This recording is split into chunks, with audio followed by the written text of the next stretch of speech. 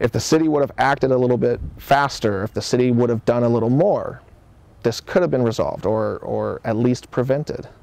We have new information now about the people who lived in a home which burned down in a deadly fire on Christmas Eve.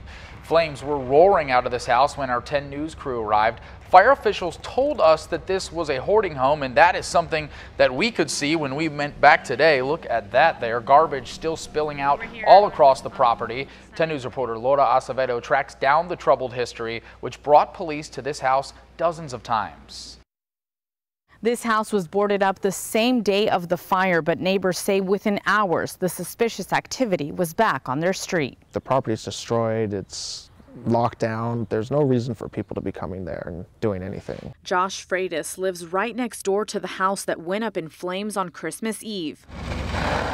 Firefighters found a person dead inside the bathroom of the home. They said it was a hoarding house. Neighbors say it was much more. The people that are doing these activities are not nice people. They are violent, aggressive, and willing to protect their interests. Freitas and his neighbors suspect someone inside the home was dealing drugs. He says he called police and councilmember Chris Kate numerous times to do something about the house. For the last several months, almost on a weekly basis, I've been calling the non-emergency number to try and get officers out here. Since the fire, Freitas says people have been stopping by asking to make a deal. Guys that were doing the board up of the property and locking it down, they had several cars come up to them and offer them money to get drugs. According to SDPD, there have been 24 calls to the home in the last 4 years. That means police had to show up an average of once every 2 months. At least 2 of those calls were for drugs and at least 1 for an overdose. Neighbors say what happened is unfortunate but could have been prevented. Nobody especially deserves to burn to death in their own home